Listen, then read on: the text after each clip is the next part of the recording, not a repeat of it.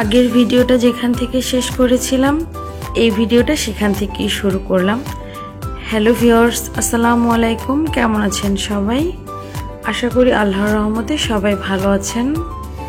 তো আমি গতবারের দুইটা ভিডিওতে আপনাদের সাথে শেয়ার করেছি মিরপুর চিড়িয়াখানা ঘুরে, তারপরে 10 নম্বরে আসলাম কাচ্চি ভাইতে কাচ্চি টাচ্চি খেয়ে এখন আমরা হচ্ছে মেট্রো রেলের জন্য টিকিট কাটতে গেছে। আমরা ওয়েট করছি মেট্রোতে করে বাসায় চলে যাব।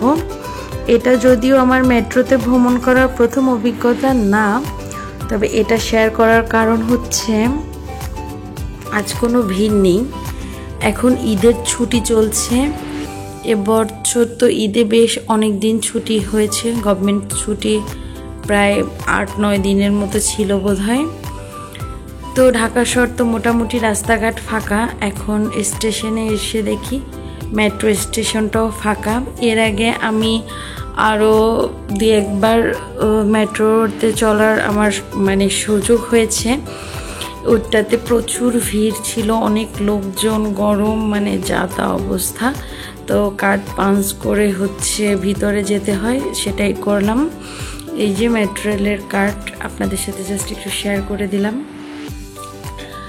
তো হচ্ছে আমরা এখানে মিরপুর 10 থেকে মতিঝিলে যাব। আমাদের টিকিট নিয়েছিল 60 টাকা করে, এক একজন 60 টাকা করে। কার্ড তো আবার যাওয়ার সময় ফেরত রেখে দিবে। তো যাই হোক, আমরা হচ্ছে কাচ্চি খেতে যে কোল্ড ড্রিঙ্কস কিনেছিলাম ওইটা আসলে খাওয়া হয়নি সব, ওটাই জিসানের হাতে। আর হচ্ছে লিফটে উঠেও জিসানের কোনো স্বস্তি নেই, দেখতেই পাচ্ছেন সে আগে আগে উঠে চলে গেছে। এটা যদিও বিপজ্জনক, আমি সবসময় নিষেধ করি, কিন্তু ও আসলে এটা শুনে না। অনেক ছোটোবেলাতে হচ্ছে ওর এই এসকেভেটারে চলাটা ওর অনেক পছন্দের ছিল। অনেক ছোট থাকতে ও যখন কোনো শপিং মলে যেত, এরকম এসকেভেটার দেখলে ও আর সেখান থেকে আসতে চাইতো না। শপিং টপিং বাদ দিয়ে ওকে বারবার উঠানামাই করাতে হতো। এখন তো বড় হয়ে গেছে। যাই হোক, আর একটা কথা শেয়ার করি, কত রাতে ভয়েস দিতে আসছি বুঝতেই পারছেন। বাইরে বাঁশি দিচ্ছে, পাহারাদার যারা আছে, সিকিউরিটি গার্ড, ওনারা বাঁশি দিয়েছে। একটু আগে নিশ্চয়ই আপনারা বাঁশির আওয়াজটা শুনতে পাচ্ছেন। বুঝতেই পারছেন যে আপনাদের সাথে ঠিক টাইমে ভিডিওটা শেয়ার করার জন্য কত রাতে আমার ভয়েস দিতে হচ্ছে। আসলে দিনের বেলা এটা দিতে পারি না, কারণ হচ্ছে জাইফা ছোট, তো ও সাউন্ড করে ফেলে, তারপরে হচ্ছে কথা বলে ফেলে, আসলে ওভাবে সম্ভব হয় না। তাই সবসময় আমি যখনই ভয়েস দিতে চেষ্টা করি, সবসময় রাতে, অনেক রাতে যখন ওরা ঘুমিয়ে পড়ে, নিরিবিলি এই গরমের মধ্যে এক রুমে এসে তারপরে হচ্ছে আমাকে ভয়েসটা দিতে হয়। এটা আমাকে না, হয়তো আপনাদের সবাইকেই দিতে হয়। তারপরও কিন্তু কাজটা করতে বেশ ভালোই লাগে। আপনারা অনেকেই ভাবেন হয়তো এটা আমার পেশা, আর বাড়ির লোক তো বলে, পরিবারের লোক বলে এটা নেশা। আসলে এই ইউটিউব চ্যানেলটা আমার নেশা পেশা কিছুই না, এটা জাস্ট আমার ভালো লাগা। কিভাবে করতে শুরু করেছি, এখন করতে ভালো লাগছে, করছি। এটা না আমার পেশা হিসেবে আমি নিয়েছি, আর না কোনো নেশা কাজ করে, ভালো লাগে বলেই করি। তো মেট্রো রেলটা চলে আসছে। এটা আসার পরে এখানে 5 সেকেন্ড দাঁড়ায়, 5 সেকেন্ড পর 5 থেকে 7, ওরা যদিও 5 সেকেন্ড বলে, আমি গুনে দেখলাম 7 সেকেন্ডের মতো লাগে। মেট্রো স্টেশনটা তো আমি আপনাদেরকে যতটুকু দেখিয়েছি, এটা কিন্তু বেশ ভালোই করেছে। তারপরে নিয়মকানুনও মোটামুটি ভালো। এবার যদি আমরা ভালো করে মেনে চলি, এটাই হচ্ছে কথা।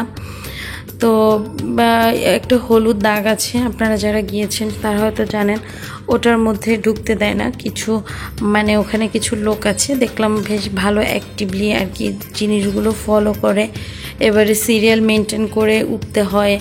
আবার হচ্ছে যারা নামবে তাদের জন্য নামার জন্য পারফেক্টলি একটা মাঝখান থেকে জায়গা চিহ্ন দেয়া আছে। মানুষ দেখলাম ওভাবেই দাঁড়ায়, ওভাবেই ওঠে, মোটামুটি রুলস ফলো করে। আর হচ্ছে এগুলো মনিটরিং করার জন্য যেহেতু লোক আছে, এর জন্য হয়তো নিয়মকানুনগুলো এখনও ঠিক মতো আছে।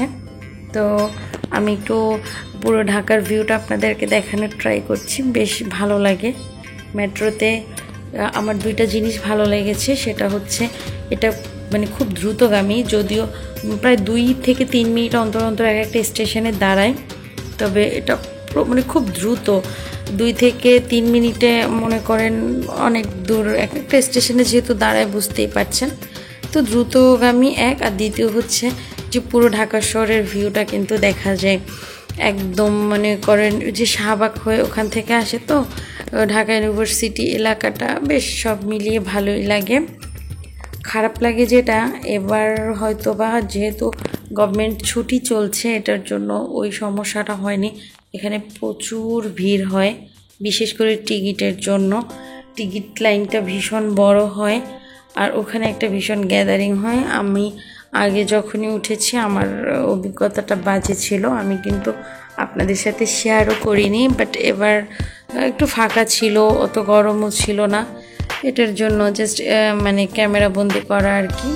তো আমরা অলরেডি কিন্তু আরেকটা স্টেশনে চলে আসছি। প্রতি 2 থেকে 3 মিনিটের মধ্যে একটা স্টেশনে থেমে যায়।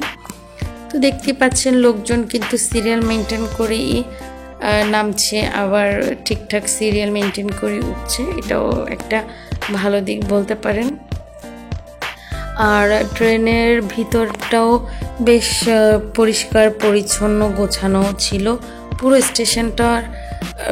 স্টেশনটাই অনেক পরিষ্কার পরিচ্ছন্ন, যথেষ্ট পরিষ্কার ছিল। তারপরে দেখলাম পরিষ্কার কর্মীরা আরও পরিষ্কার করছে, ঝাড়া মোছা করতেছে। তো বুঝলাম যে হয়তো টাইমলি কাজগুলো করে বলে এত পরিষ্কার পরিচ্ছন্ন আছে, এখন পর্যন্ত আছে। যেহেতু বাংলাদেশ বলে কথা, কতদিন থাকবে বলা যাচ্ছে না। আর এখন দেখেন ট্রেনটা আসলে খালি হয়ে গেছে, কারণ আমরা অলরেডি মতিঝিলের কাছে চলে আসছি। আর মতিঝিলই লাস্ট স্টেশন, আপনারা হয়তো জেনে থাকবেন। তো যেহেতু লাস্ট স্টেশনের কাছে চলে আসছি, তো অলরেডি কিন্তু ট্রেনটা ফাঁকা হয়ে গেছে, দেখতেই পাচ্ছেন। আমরা এই যে ট্রেন থেকে নেমে চলে আসছি। জিসানের অবস্থাটা দেখেন, উল্টা করে দাঁড়াইছে। ওঠার সময় তো দেখলেন যে সে সিঁড়ির মতো বেয়ে বেয়ে উঠে যাচ্ছে। তো যাই হোক, কার্ডটা এখন রেখে যেতে হবে। তো এই আপু বুঝতেছিল না, ভাইয়া বুঝাই দিল। সে মোটে পাচ্ছি না কোথায় রাখবে আর কি। তো যাই হোক, জিসান ভীষণ এক্সাইটেড, সে তাড়াতাড়ি করে কার্ডটা দিয়ে মানে দৌড় দিবে, স্থির থাকবে না। তো আপনাদের সাথে গল্প করতে করতে কিন্তু আমার ভিডিওটা প্রায় একদম শেষ পর্যায়ে চলে আসছি। আর মেট্রো জার্নিটাও আজ এখানেই শেষ। সবাই ভালো থাকবেন, আল্লাহ হাফেজ।